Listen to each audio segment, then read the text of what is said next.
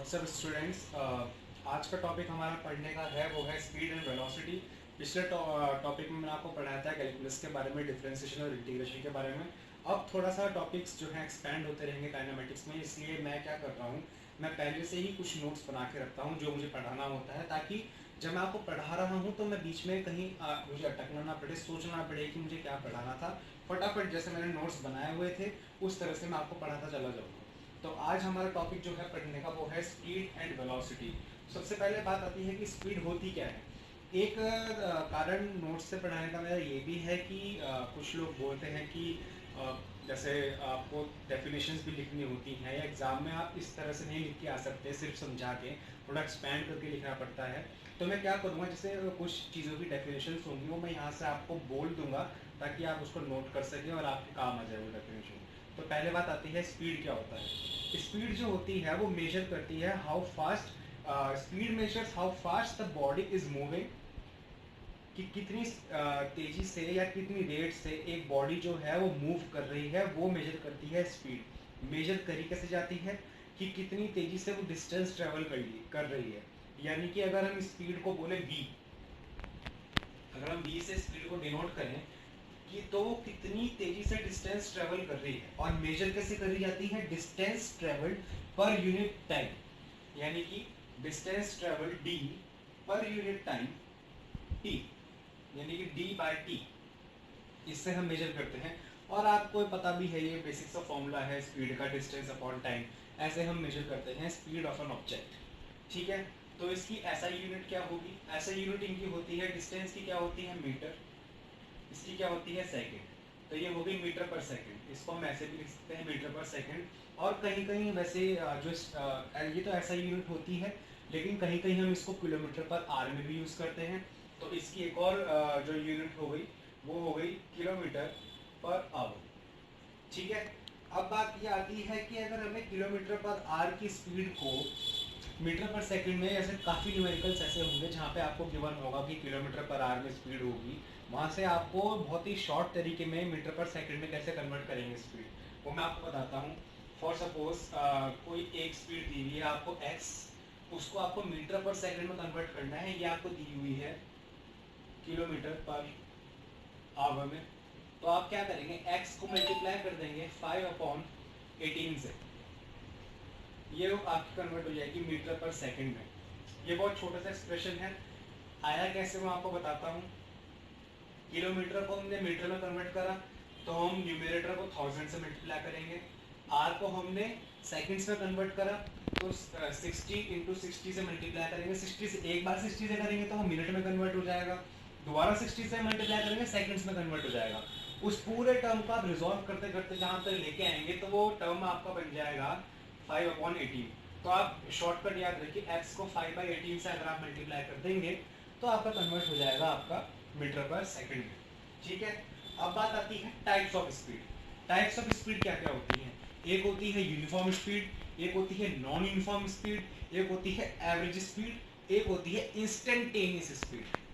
ये तो हो गई चार टाइप। यूनिफॉर्म स्पीड क्या होती है, uniform speed if the body travels equal distances in equal intervals of time, then it is said to be moving with uniform speed. अब ये तो हो गई एक पर्टिकुलर डेफिनेशन, मैं आपको बताता हूँ क्या है। मैं यहाँ से ट्रैवल कर रहा हूँ हरिद्वार, हरिद्वार थोड़ा लंबा लेते हैं, मैं यहाँ से ट्रैवल कर रहा हूँ दिल्ली तक, यहाँ से 200 किलोमीटर है। मैंने पहले 50 किलोमीटर कवर करे 1 घंटे में, फिर 50 कवर करे 1 में, फिर 50 करे 1 में, फिर 50 करे 1 में, यानी कि मेरी स्पीड जो है बिल्कुल इक्वल है 50 किलोमीटर प्रति घंटा। ठीक है, इसको हम बोलेंगे यूनिफॉर्म स्पीड। मतलब इक्वल डिस्टेंस मैंने 50 किलोमीटर का चारों पार्ट पे कवर करा, और इक्वल इंटरवल ऑफ टाइम 1 घंटे में या 2 घंटे में या 3 घंटे में मैंने कवर करा। तो टोटल मैंने कवर करा 200 किलोमीटर 4 घंटे में। और उसको पार्ट्स में अगर हम तोड़ दें, 50 किलोमीटर 1 घंटा, 50 किलोमीटर 1 घंटा, 50 1 और 50 1, तो मैंने इक्वल डिस्टेंस कवर करा इक्वल इंटरवल ऑफ टाइम में, तो वो होगी यूनिफॉर्म स्पीड। दिखाते कैसे हैं इसको, सेम ऐसे, डी को हम एस भी बोलते हैं, तो एस अपॉन टी। ठीक है, यहाँ पे एस जो है वो डिस्टेंस ट्रेवल्ड होता है। अब बात आती है नॉन यूनिफॉर्म स्पीड। ये आप ध्यान सुनिएगा। नॉन यूनिफॉर्म स्पीड क्या होती है? When a body travels unequal distances in equal interval of time, जब एक बॉडी अनइक्वल डिस्टेंसेस ट्रेवल कर रही है, इक्वल इंटरवल ऑफ टाइम आपने रखे हुए हैं, तो वो बॉडी कहलाई जाएगी कि वो नॉन यूनिफॉर्म स्पीड में ट्रेवल कर रही है। अब एग्जांपल के तौर पे मैंने पहले 1 घंटे में चले 27 किलोमीटर, फिर स्पीड बढ़ गई मेरी, अगले 1 घंटे मैंने 30 किलोमीटर कवर कर लिए, फिर मैंने 35 कवर कर लिए उससे नेक्स्ट आवर में, और फिर मैंने 30 कवर करे। तो यहाँ पे मैंने टोटल किलोमीटर्स कितने कवर करे? टोटल तो मैंने करे हैं 132 किलोमीटर्स कवर 4 घंटे में, लेकिन मैंने इक्वली उनको डिस्ट्रीब्यूट नहीं किया। मैंने पहले 27 करे, फिर 35, ऐसे 30 करा, फिर कहीं 30 करा, ऐसे कर करके मैंने किया, तो वो नॉन यूनिफॉर्म स्पीड होगी। अब जो मैंने डिफरेंशिएशन में बताया था आपको कि डिस्टेंस को हम डिफरेंशिएट करते हैं, तो rate of change, differentiation rate of change of function होता है। तो डिस्टेंस का rate of change of distance क्या होगा? जैसे डिस्टेंस को हम डिफरेंशिएट करते हैं तो वो रेट होगा उसका चेंज होने का, तो rate of change of distance क्या होता है? स्पीड। तो यहाँ पे हम नॉन यूनिफॉर्म स्पीड को हम कैसे बताएंगे? ds/dt, rate of change of distance with respect to rate of change of time, वो हो गया आपका ds/dt। तो नॉन यूनिफॉर्म स्पीड जो होती है वो ds/dt से डिनोट हम करते हैं। तीसरी जो स्पीड आती है वो आती है एवरेज स्पीड। बहुत आसान है, total distance covered upon total time taken, average speed हो जाएगी। फॉर सपोज आपने मैं यहीं से लेता हूँ कि दिल्ली तक मैं गया, चाहे यूनिफॉर्मली गया चाहे नॉन यूनिफॉर्मली गया हूँ 200 किलोमीटर, तो वी हो गई, मैंने पहले कवर करे 50, दोबारा कवर करे मैंने 60। Sorry for the interruption again, light फिर चली गई थी जैसे कि पिछले वीडियो में गई थी। लाइट के बाद हम चले गए थे, तो अभी रात के बज रहे हैं 11:22। काम सबसे पहले आता है, इसलिए वीडियो कंप्लीट करे बिना मैं नहीं सोऊंगा। तो जो लोग इस वीडियो को देख रहे हैं, इस बात के लिए इस वीडियो को जरूर लाइक कर देना। जहाँ लाइट गई थी वहाँ पे मैं आपको बता रहा था एवरेज स्पीड के बारे में। तो एवरेज स्पीड क्या होती है कि टोटल डिस्टेंस जो आपने ट्रेवल किया है उसको हम टोटल टाइम से डिवाइड करते हैं, तो हमारी एवरेज स्पीड आती है। तो उसमें मैं एक एग्जांपल ले रहा था कि मैंने दिल्ली के लिए 200 किलोमीटर कवर करे, जिसमें मैंने पहले घंटे में 50 कवर करे, दूसरे में 60 कवर करे, तीसरे में फिर मैंने 40 कवर करे, और चौथे में मैंने 50 कवर करे। तो टोटल हो गया ये 200 किलोमीटर। टाइम मुझे लगा 1 + 1 घंटा + 1 घंटा + 1 घंटा, ठीक है। ये फॉर सपोज हमें इसमें लगा 1-2 घंटे लगे और 3 बार 1-1 घंटे लगे। तो टोटल डिस्टेंस कवर क्या हुआ मेरा? 200 किलोमीटर। टोटल टाइम टेकन मेरा क्या हुआ? 1 + 2 3, 1 4, 1 5। 5 घंटे में मैंने 200 किलोमीटर कवर करे, तो मेरी एवरेज स्पीड जो आई यहाँ पे वो आएगी total distance covered upon total time taken, तो वो आ जाएगी कुछ 40 km/h। राइटिंग को दोष मत देना, इस टाइम मुझे थोड़ी नींद आ रही है, लेकिन मैं वीडियो कंप्लीट करके रहूँगा अभी। इसके बाद आती है इंस्टेंटेनियस स्पीड। अब इंस्टेंटेनियस स्पीड क्या होती है, पहले आप लोग डेफिनेशन लिख लीजिए। मैं एक बार डेफिनेशन बोलूँगा, सुनाई ना दे तो उसको रिवाइंड करके दोबारा सुन लेना। इंस्टेंटेनियस स्पीड होती है velocity of a moving body at a particular instant of time, या फिर हम बोल सकते हैं कि हिंदी में अगर मैं आपको बताऊं कि अगर कोई ऑब्जेक्ट ट्रैवल कर रहा है एक पर्टिकुलर स्पीड से, वो उसकी स्पीड वेरिएबल है या यूनिफॉर्म में तो ये सेम रहती है, स्पीड वेरिएबल स्पीड है। फॉर सपोज एक कार ने ट्रैवल करा 1 घंटे तक, यानी कि 60 मिनट तक, यानी कि आपका 3600 सेकंड तक उसने ट्रैवल करा है। अब 3600 सेकंड में हमने सोचा कि 1850वें सेकंड पे उसकी स्पीड क्या होगी, उस इंस्टेंट पे उसकी स्पीड क्या होगी, वो स्पीड को हम बोलते हैं इंस्टेंटेनियस स्पीड। एक छोटी सी एग्जांपल के तौर पे एक इक्वेशन है जो आगे डिराइव होगी यूनिफॉर्म एक्सेलरेशन में, लेकिन उसको मैं यहाँ लिख के बता रहा हूँ आपको। v = u + at। अब यहाँ v हम इमेजिन कर सकते हैं कि एक इंस्टेंटेनियस स्पीड है। u होती है इनिशियल स्पीड, जिस स्पीड से गाड़ी चलना स्टार्ट हुई थी। एक्सेलरेशन उस टाइम पे कितनी रफ्तार से उसकी स्पीड बढ़ती जा रही होगी, और t फॉर टाइम, कि उस टाइम पे जो स्पीड होगी। ये एक्सप्रेशन अभी आपको शायद समझ में ना आ रहा हो, लेकिन ये एक्सप्रेशन आपको समझ में आ जाएगा एक्सेलरेशन जब हम पढ़ेंगे, यूनिफॉर्म एक्सेलरेशन जब हम पढ़ेंगे ऑफ अ मूविंग बॉडी, उसमें आपको ये एक्सप्रेशन ज़रूर समझ में आ जाएगा। अब ये तो हो गई आपकी सारी स्पीड्स। अब बात आती है वेलोसिटी।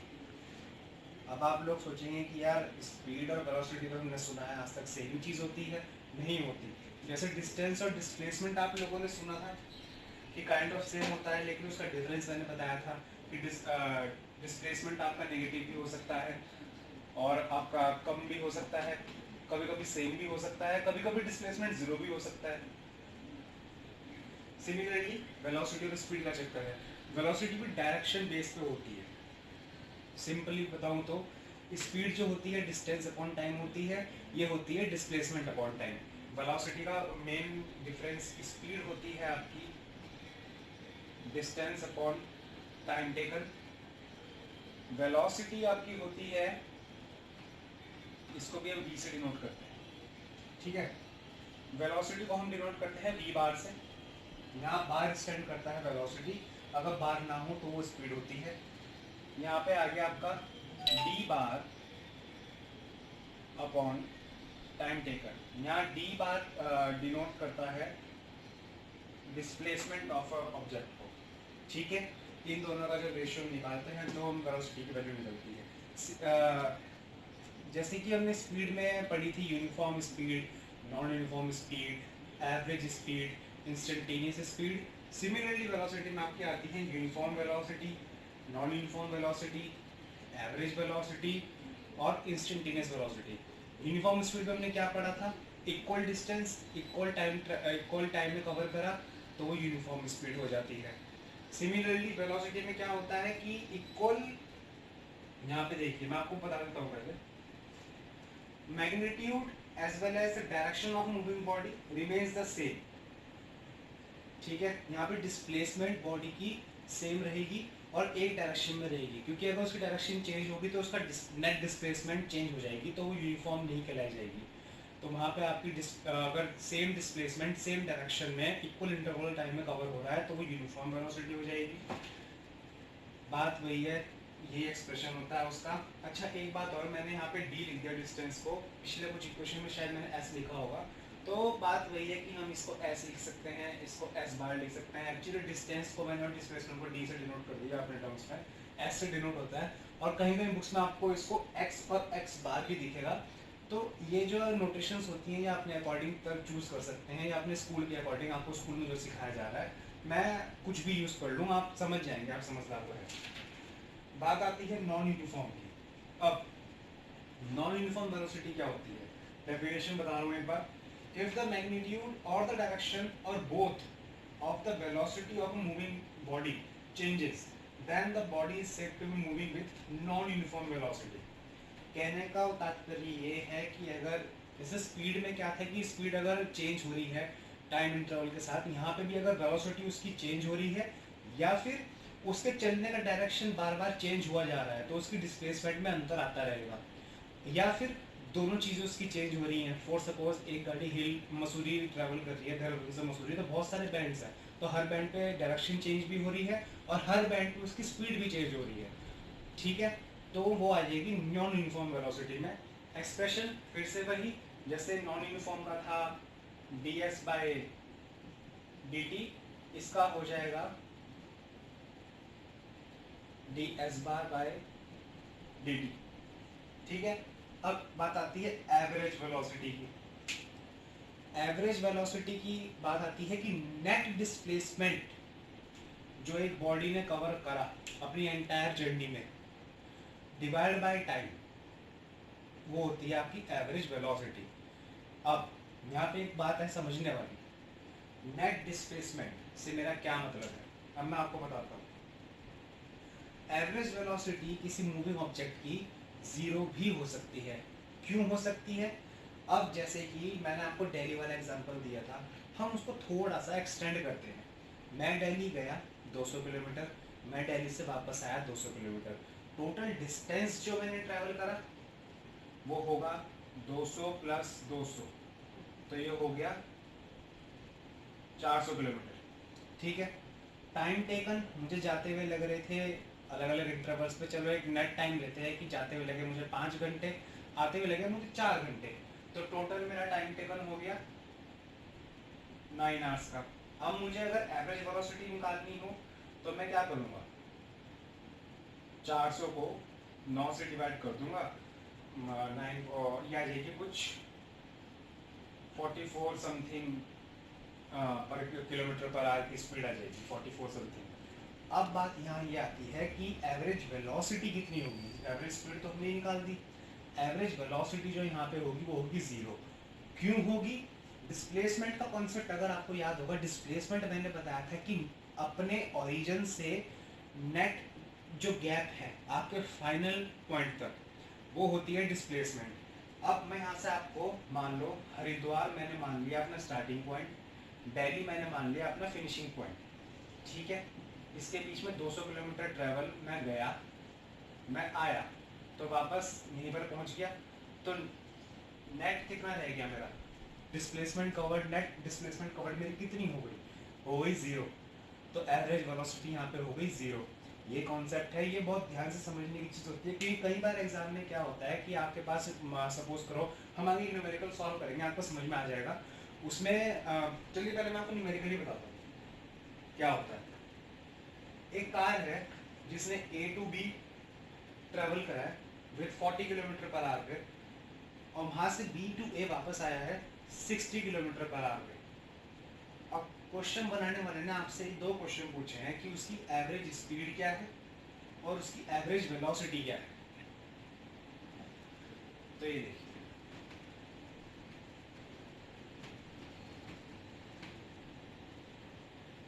अगर आपको फ्रेम ऑफ रेफरेंस का कॉन्सेप्ट याद होगा तो A पॉइंट से B पॉइंट तक ट्रेवल करा है उसने और वापस भी आया है। सपोज करिए दोनों के बीच का डिस्टेंस है x किलोमीटर, तो वो x किया, x वापस आया। तो फ्रेम ऑफ रेफरेंस जब हमने पढ़ा था तो हमने ये पढ़ा था कि ओरिजिन जो होता है रेफरेंस पॉइंट होता है, ओरिजिन वो होता है जिसके रिस्पेक्ट में हम कैलकुलेट करते हैं कि कितना ट्रैवल करा है उसने ऑब्जेक्ट पे या कितना मूव हुआ है। तो अगर हम A को रेफरेंस मान रहे हैं क्योंकि A उसका स्टार्टिंग पॉइंट है, हम यहाँ पे उसका रेफरेंस पॉइंट अगर मान रहे हैं तो उसने x किलोमीटर ट्रैवल करा, फिर उसने वापस x किलोमीटर आ गया, तो नेट डिस्प्लेसमेंट आपका क्या हुआ यहाँ पे? 0। x minus x is equals to 0। तो आपका डिस्प्लेसमेंट तो हो गई 0, तो जाहिर सी बात है आपकी वेलोसिटी क्या हो जाएगी? 0, ठीक है। अब एवरेज वेलोसिटी याद रखिएगा, एवरेज वेलोसिटी 0 होगी यहाँ पे। अब एवरेज स्पीड क्या है? जाते हुए उसने स्पीड क्या मेंटेन की थी क्वेश्चन के अकॉर्डिंग? 60 kilometre per hour. आते हुए उसने क्या मेंटेन की है? 40 किलोमीटर पर आवर, ठीक है। डिस्टेंस ट्रेवल्ड x है, टाइम ये है, तो डिस्टेंस अपॉन टाइम, तो जाते हुए उसकी स्पीड क्या हुई? v1 हो गई उसकी x अपॉन 60, और आते हुए क्या हुई उसकी? v2 is equals to x upon 40, ठीक है। और आपका वो क्या होता है? एवरेज स्पीड का फॉर्मूला, एवरेज स्पीड का फॉर्मूला होता है total distance covered upon total time taken. Sorry, time taken होगा, जाते हुए उसने टाइम लिया इतना, आते हुए उसने टाइम लिया इतना, सॉरी। तो अब उसने टोटल डिस्टेंस क्या कवर करा है? 2x। 2x कैसे कवर करा है? जाते हुए x किलोमीटर, आते हुए x kilometre, x plus x कितना हुआ? 2x upon total time taken, तो x upon 60 plus x upon 40, ठीक है। यहाँ पे हम इनका एलसीएम लेंगे। अब मैं पूरा सॉल्व तो क्या ही करके बताऊँ आपको, डायरेक्ट बताता हूँ क्या आ रहा है इसका आंसर। इसका आंसर कुछ इस तरह का आ रहा है, 2x अपॉन 720, तो x बाय 360। अब आप एलसीएम तो आप खुद निकाल सकते हैं, बच्चे नहीं है आप लोग। x अपॉन 360 इसका आंसर आ गया, ये हो गई इसकी एवरेज स्पीड। सबसे बड़ी बात, एग्जाम में अगर आप क्वेश्चन सॉल्व कर रहे हैं तो यूनिट लिखना ना भूले। यहाँ पे हमें यूनिट दी हुई है किलोमीटर पर आवर में, किलोमीटर पर आवर। तो इस तरह के क्वेश्चंस इस कॉन्सेप्ट पे आते हैं। हमारा नेक्स्ट टॉपिक है एक्सेलरेशन, वो मैं आज कवर नहीं करूंगा क्योंकि काफ़ी रात भी हो चुकी है। दूसरी बात, मुझे ये वीडियो कंप्लीट करनी थी। अगर आपको ये वीडियो अच्छी लग रही हो तो प्लीज़ अपने साथी सहपाठियों के साथ इसको शेयर करें, उनसे चैनल सब्सक्राइब कराएं, क्योंकि मैं धीरे धीरे हर कॉन्सेप्ट को लेकर चल रहा हूँ। डेली वीडियोस में आप इस पर अपलोड करूंगा। कल हम एक्सेलरेशन टॉपिक पढ़ेंगे। एक्सेलरेशन का एक बेसिक सा मुद्दा मैं आपको बता दूं। एक्सेलरेशन का मतलब वो होता है कि जब आपने स्पीड बढ़ाई अपनी फॉर सपोज आप हाईवे पे गाड़ी चला रहे हैं तो किस रेट से आप स्पीड बढ़ा रहे हैं अपनी, उसको हम एक्सेलरेशन बोलते हैं। बाकी बातें हम इस पर कल करेंगे, तब तक के लिए अपना ध्यान रखिए, लॉकडाउन में सेफ रहिए। नमस्ते एंड थैंक यू।